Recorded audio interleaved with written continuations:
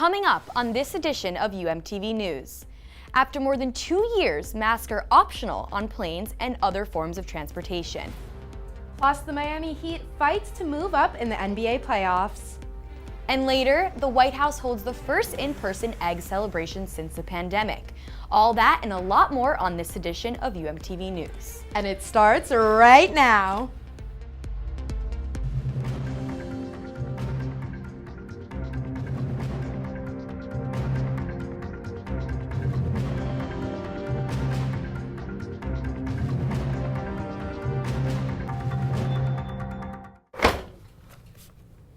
Hello and welcome to UMTV News. I'm Lauren Cruz-Dalval.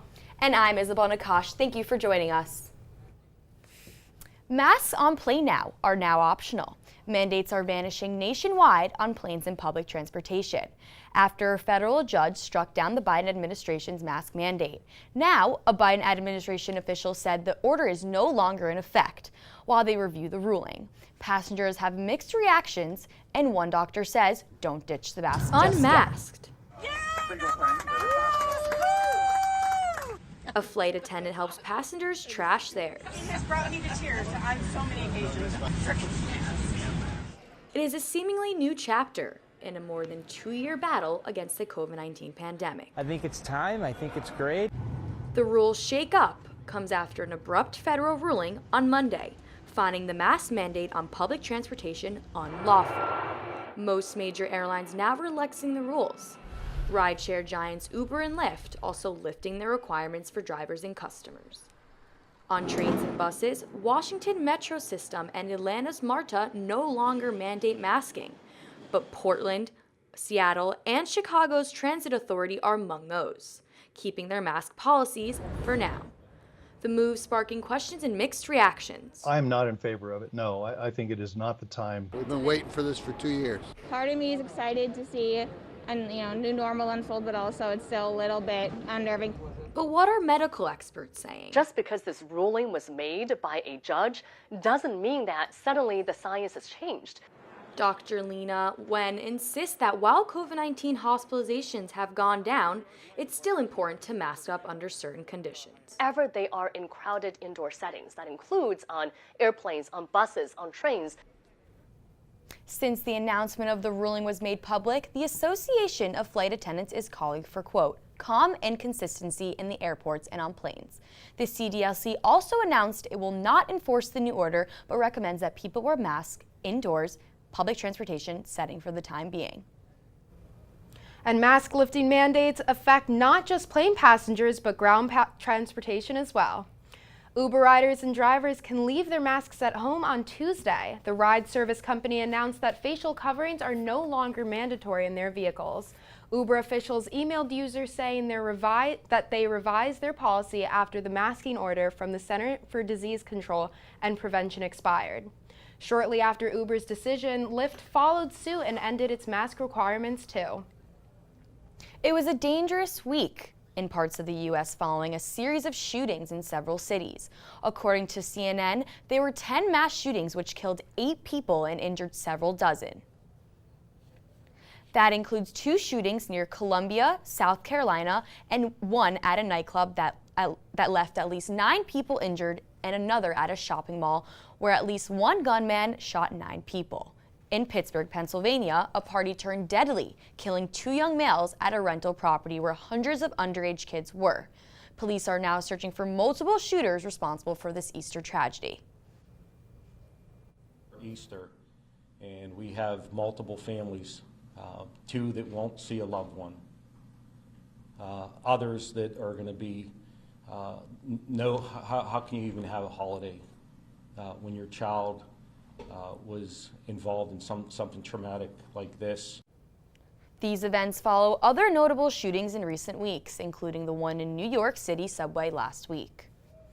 Engineers say a Florida amusement park improperly altered a ride to make it unsafe, leading to the death of one teenager, Tyler Sampson, fell off the 430-foot-tall Orlando Freefall Thrill ride last month. The results of an independent engineering report ordered by Florida officials show operators at Icon Park had rigged the ride to overcome safety features. The ride's manufacturer had a safety mechanism in place to stop operation if sensors detect a gap more than 3 inches between a rider and safety harness. Florida officials say the operator's adjustment to alter that feature contributed to creating a gap large enough for Sampson to fall through. The operator of the Orlando drop tower made manual adjustments to the ride, resulting in it being unsafe. The report confirms the manual adjustments had been made to the sensor for the seat in question that allowed the harness to restraint opening to be almost double that of the normal restraint opening range. The report notes other factors may have also contributed to Sampson's death. For now, the ride remains closed indefinitely. After losing a defamation case that involved his ex-wife Amber Heard, actor Johnny Depp has filed for another defamation trial in Fairfax, Virginia that launched last week. Depp is suing Heard for $50 million over an opinion article she wrote for The Washington Post in 2018 in support of the Violence Against Women Act that drew on her own experiences as a survivor of sexual assault and domestic abuse. In the article, Heard did not name Depp and did not mention specific details of their married life. But Depp is claiming that Heard defamed him in her essay because it refers to allegations she made against him during the 2016 divorce. Johnny Depp is expected to testify against his wife this afternoon. And we still have lots to cover on UMTV News tonight. Still ahead. The basketball court is heating up at the FTX Arena as the Miami Heat compete in the NBA playoffs. And how one colorful art event in Wynwood has brought international artists together. Those stories and a lot more after this short break. Don't go anywhere. What to expect when you're expecting. Like here. A teenager. Today, I'm going to show you how to proof your home. First step, hide the car keys. Preferably somewhere they would never look. Challenges will come up. Be ready for them. Hi, honey. Ready for the... Mom, you don't use mannequins in the mannequin challenge. You don't have to know it all to be a perfect parent. Thousands of teens in foster care will love you just the same. Soccer star Cristiano Ronaldo has announced the death of his baby son on social media on Monday. In part of Ronaldo's statement posted on Instagram, he writes, "It is in the greatest pain that any parent can feel. Only the birth of our baby girl gives us the strength to live this moment with some hope and happiness. Our baby boy, you are our angel. We will always love you." His wife, Georgina Rodriguez, recently gave birth to twin children, including their son who passed. The couple first announced in October that they were expecting. Ronaldo is the member of the team Manchester United in the UK, but he is missing today's game against Liverpool. Both teams at the game came together in support of Ronaldo wearing black armbands. The couple asked for privacy at this time of grief. The Miami Heat opened its playoff run at the FTX Arena on Easter Sunday, hosting the Atlanta Hawks in the first round. The Heat is the #1 seed in the East, securing home court advantage until the finals, and the FTX was loud on Sunday. The Heat jumped out to an early lead and did not look back behind a career playoff high 27 points from Duncan Robinson, and Jimmy Butler adding in 21 points. Robinson knocked down 8 threes, yes 8, setting a new Heat playoff franchise record as the Heat rolled to a 115-91 Game 1 win over Atlanta. Game 2 of this best-of-7 series is tonight at the FTX Arena with tip-off set for 7:30 p.m. Man in the world is tweeting up a storm in hopes of purchasing the social media company Twitter. SpaceX and Tesla founder Elon Musk offered to buy the company for more than $40 million. In recent weeks, he bought more than 9% of Twitter's shares, making him the largest shareholder in the company. Twitter then added him to its board of directors before reversing that, which has eventually led to Musk wanting to buy the company. That same board on Friday issued a poison pill to try to prevent Musk from taking over Twitter by essentially making it more expensive to purchase. It is unknown at this time what Musk's next steps are in the Twitter fight. Aqua Art Miami has opened a new art gallery named Color Sense Project that collaborates with international artists. Reporter Shrishti Jaswal joins us live now to tell us more about the exhibit and two of the artists who display their work. Shrishti? I went to the Color Sense project in Wynwood this Saturday evening. The current exhibit features work from 2 international artists from Colombia and Singapore. Color Sense project is a gallery located in Miami, encouraging new upcoming international artists to help popularize their different art forms. So the project is about having a low budget to be able to market our art and to promote our cultural art, which is from Miami and international artists. We collaborated with Ledania and Song because we love their colors and just their vibes. She came to us and then we decided that we were going to do a whole event with her. I'm here at the Color Sense project where Ledania and Song has put up an immense artwork with art sculptures, jewelries, dresses, clothing, all the way from Colombia and Singapore. Actually, to be sincere, I've been working a lot to have my own style. Of course, it's very Latin American. Of course, it's to have very clean lines and solid colors. But as well, I have some ingredients, and I always try to figure out how to show the people my culture of Colombia, no? And the art is the only moment that you can be free, just express yourself whatever you want, and that makes me motivated to create what I'm feeling inside. Song is an artist from Singapore and has been creating art since he was 1 year old. He represents his name in the form of art. I've been exploring art since I was a baby, and right now I think this art really speaks for me because it really represents where I'm from, and the art I want to transcend is more like a spiritual space of this ancient world of Singapore. Because my name is Song, so I love my flowers to be very... Actually, all of them are flowers, so all of them are like singing, and they're like singing like a song. So every painting I do is like a song. Color Sense project is free and open to all. If you want to see these two artists' colorful work or buy any of their works, but hurry because the exhibit is only open till the end of April. For more information, you can also visit their Instagram name at colorsense_project. For UMTV, I'm Shrishi Jaiswal. Thank you, Shrishti. I might have to rush over to that gallery after the show. What do you think, Lauren? Yeah, no, let's do it. But first, coming up on UMTV News, we will take you to Little Haiti for a special celebration. Plus, find out how the University of Miami excels in keeping our campus tree-friendly. We will tell you after the break. Stay with us. There was an old woman who lived in a shoe. She had so many children, she didn't know what to do.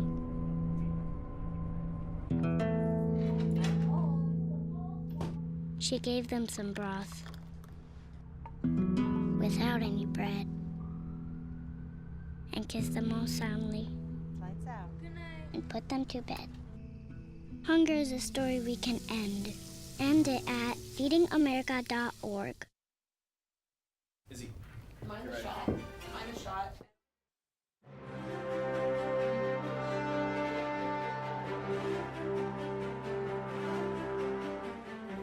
Thank you for staying with us. This Pack Week, millions of people around the world celebrated Easter and Passover. On Monday morning, President Joe Biden held the annual White House Egg Hunt. The event has not been held since 2019 because of COVID. The theme for this year's egg roll was Egg-ucation, and the day was filled with activities geared towards learning. Officials say they estimated some 30,000 people to have made their way to the White House lawn. President Biden thanked the National Park Service and the American Egg Board for organizing the celebration. Easter egg hunts happen all over the United States. I went to the Easter egg drop in Little Haiti Soccer Park this past Saturday, and it was excellent. Not only was the event free, but it offered live music, food, and a ton of Easter-themed games for families to check out. How was that game yesterday?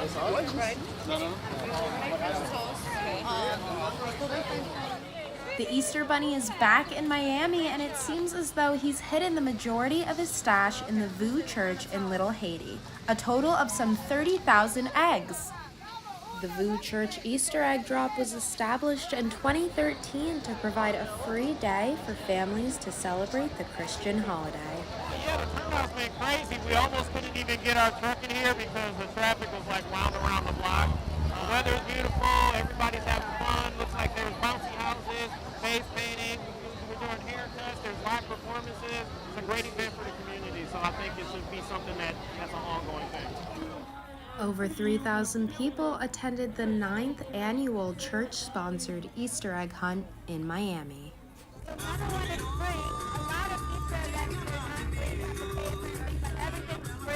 But then also we have a helicopter where we're dropping 30,000 eggs from the helicopter. The kids love it. It's just something different for them.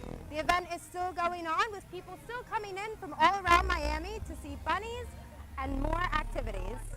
The other main attraction was the Easter Bunny, who hopped on stage to entertain the children. Yeah, I think this is great for the kids and for the community. It's amazing that everybody gets to come together and enjoy. Thank you for the event, whoever put this together, both. Thank you. We always go to VU, and I think this is amazing. We've had a blast, and he's still running around having a good time. The event was created by VU Church's community outreach program, I Love My City. With over 35,000 parishioners, VU Church believes in mutual aid, with their motto being, "We believe the greatest leadership is service to others." Reporting live for UMTV, I'm Lauren Cruz-Dalval.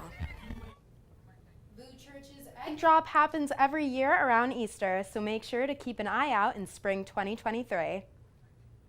April is Earth Month, culminating in Earth Day this Friday, and one eco-agency on campus has been trying to raise awareness about the importance of preserving the environment. And they have been holding events all month. Our reporter Brendan Riley joins us now live to tell us more about the agency's celebration of Arbor Day. Brendan? Yeah, Isabella, on Monday, Eco Agency hosted an event not only celebrating Arbor Day, but a big award as well. And I spent some time with the group, and it's safe to say they are truly trying to do God's work. For the 7th year in a row, the University of Miami's campus was recognized as a Tree Campus USA. Tree Campus USA is an award given to campuses across the country, not just for having trees on campus, but meeting certain requirements. The requirements is to have a tree care plan, so a document by which we obey to take care of our trees the right way, to plant them the right way, to care for them the right way. And we have a committee, we have activities, educational activities, and we have a celebration every year. And on Monday, a celebration was held in honor of Arbor Day, sponsored by Eco Agency and the Gifford Arboretum. The Arbor Day is the celebration of the good things that we do for our trees. Arbor Day should be every day. You know, we tend to forget we need trees to survive. That's pretty simple. So more trees we plant, the better. The event included a tour of edible trees in the Gifford Arboretum and music from the band Resident Moon from the Frost School of Music. The tour of the Arboretum highlighted the nature on the campus of the University of Miami, something that many students often seem to miss. The truth is the Arboretum is open 24/7, so even at night it's a beautiful place to be. It's true, it's a little far away from everything. It's at the north belt shape of the campus, behind the night physics building. It's a jewel, honestly. The Arboretum also features a sustainability garden, one that students can use and learn from. Also something that we invite people to come, the students, they need to know about this, because I know a lot of people are talking about urban gardening. We have one right here. We compost, we do the real deal is there.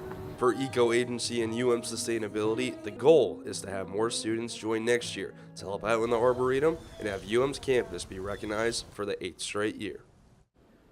If you are looking for ways to get involved, you can follow the link down below to the UM Sustainability website, or you can follow them on Twitter and Instagram at GreenUMiami. Reporting live for UMTV, I'm Brendan Riley. Thank you, Brendan. From one holiday to another, today is National Garlic Day. This day is meant to celebrate the incredible taste of garlic and also to create awareness of garlic as a natural medicine. Garlic is often touted as being an herbal remedy for colds and to help reduce blood pressure and cholesterol. Some even believe this so-called stinking rose can ward off evil spirits and vampires. Wow. I feel like I should store some garlic in my room or something. I don't think so. You will smell terrible. That's so true. And that's all we have today for UM News. Thank you for watching. Have a good night. Stay safe and eat some garlic.